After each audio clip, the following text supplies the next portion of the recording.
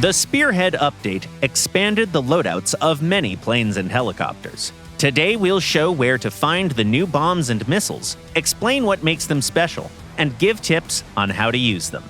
The Su-30 Mk2 AMV of the Venezuelan Air Force and the Su-24M both gained the Ka-59M missile. Its main advantage is an exceptional standoff range, up to 120 kilometers in ideal conditions. That reach comes from a propulsion chain more typical of anti-ship and cruise missiles. A solid rocket booster gets the Ka-59 up to speed, then it's discarded, and a jet sustainer maintains cruise velocity. In-game drawbacks are its relatively low speed and straight, predictable flight path, which increase the chance of losing lock and make it vulnerable to enemy air defenses.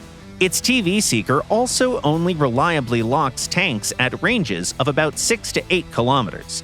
The Ka-59M is therefore best used to suppress enemy air defenses. You can launch it almost immediately after respawn without entering SAM engagement zones.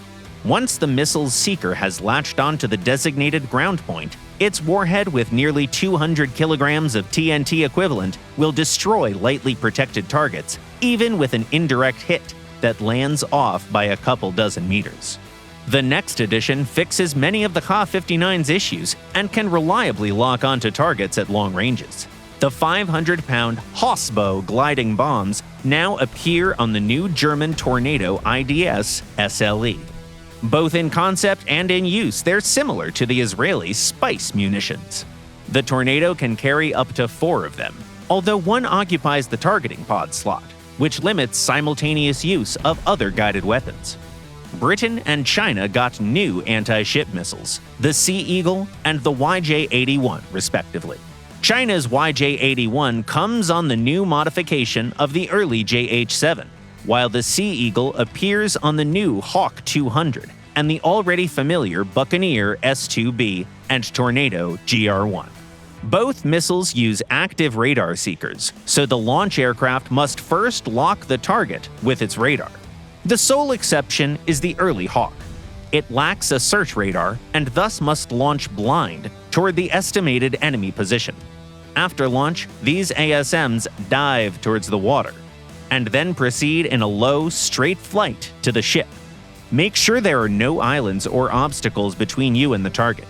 Their warheads aren't particularly large, so use your full load against capital ships, rather than relying on single launches.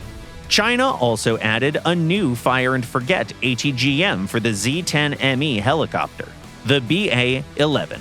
Unlike the CM-502KG, the BA-11 carries a shaped charge warhead, increasing its effectiveness against heavy armor.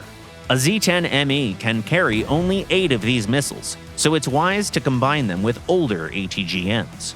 The typical tactic is to stay roughly 7 to 8 kilometers from the battlefield, pop up from cover briefly, fire 1 or 2 missiles into enemy tanks, and then disappear again. Use older ATGMs for lightly armored targets, such as SAMs. What new munitions do you like the most? Share your impressions in the comments, and see you in our next video.